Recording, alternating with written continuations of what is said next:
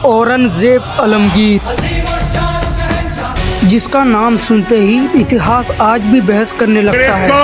औरंगजेब किसी के लिए वो महान सियासत था तो किसी के लिए कठोर दिल बादशाह। लेकिन एक बात से कोई इनकार नहीं कर सकता कि औरंगजेब ने मुगल सल्तनत को उसकी सबसे बड़ी ऊंचाई तक पहुंचा दिया था। लेकिन वेट, यहाँ तक पहुंचा कैसे? साल 1618 वो एक दिन था जब गुजरात के दाहोर में एक बच्चे का जन्म हुआ और उस बच्चे का नाम रखा गया मोइनुद्दीन मोहम्मद, जो आगे चल के औरंगजेब आलमगीर कहलाया। बचपन से औरंगजेब बाकी शहजादों से अलग था। जहां दूसरे शहजादे शानो शौकत और मौज मस्ती में रहते थे, वहीं औरंगजेब सादगी, नमाज, युद्ध कला में दिलचस्पी रखता था। उसने कम उम्र में ही तलवारबाजी, घुड़सवारी और राजनीतिक सीख ली थी और फिर धीरे धीरे उसके अंदर एक महान सेनापति बनने की काबिलियत दिखाई देने लगे।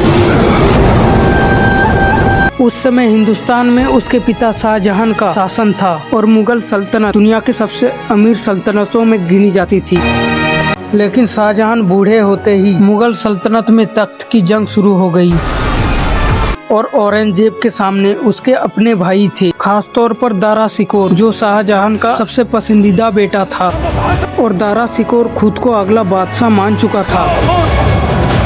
लेकिन औरंगजेब सिर्फ इंतजार नहीं कर रहा था, वो बादशाह बनने का तैयारी में लगा था। उसके बाद साल 1658 में दोनों भाइयों का जंग शुरू हुआ और फिर औरंगजेब ने अपने भाई दारा शिकोर को उस जंग में हरा दिया। इसके बाद वो अपने पिता शाहजहां को आगरा के किले में कैद कर दिया और फिर मुगल सल्तनत का बादशाह बन गया। अब औरंगजेब बादशाह तो बन चुका था, लेकिन उसका सपना अभी तक अधूरा था। और औरंगजेब का सपना यही था कि पूरे हिंदुस्तान में मुगल सल्तनत का झंडा लहराए। और फिर वो उत्तर भारत से लेकर दक्षिण भारत तक लगातार युद्ध शुरू कर दिया। मिर्जापुर, गोलकुंडा और दक्कन की कई रियासतें धीरे धीरे मुगल सल्तनत की अधिक आने लगी। इतिहासकार बताते हैं कि औरंगजेब के शासन में मुगल साम्राज्य अपने सबसे बड़े क्षेत्र तक फैल चुका था और उसके सेना में लाखों सैनिक थे, जो हर एक सैनिक उसके लिए जान देने के लिए हमेशा तैयार रहता था।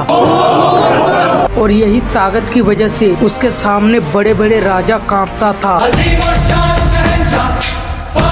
लेकिन इतनी बड़ी सल्तनत को संभालना आसान नहीं था और दक्षिण में छत्रपति शिवाजी महाराज और मराठों की ताकत धीरे धीरे बढ़ रही थी। तभी मुगल सेना और मराठों के बीच एक भयंकर युद्ध होती है और शिवाजी मुगलों के लिए एक बड़ी चुनौती बन चुके थे। तब औरंगजेब ने शिवाजी को आगरा बुलाता है और जैसे ही शिवाजी आगरा आते हैं, उसी टाइम औरंगजेब अपने सिपाही को बोलते और फिर उसको कैद कर देता।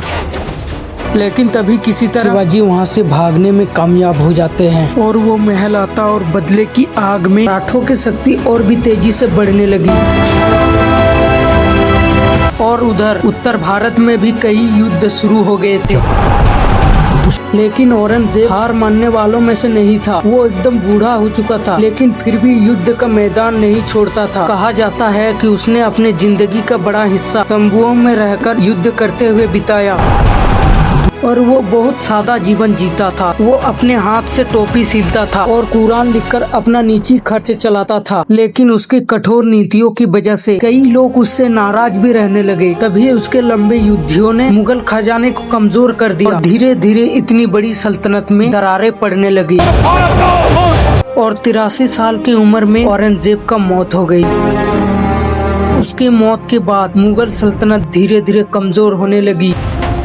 लेकिन इतिहास आज भी औरंगजेब को याद करता है, जिसने छोटे से साम्राज्य को हिंदुस्तान की सबसे बड़ी ताकत बना दिया, जिसका नाम था औरंगजेब आलमगीर।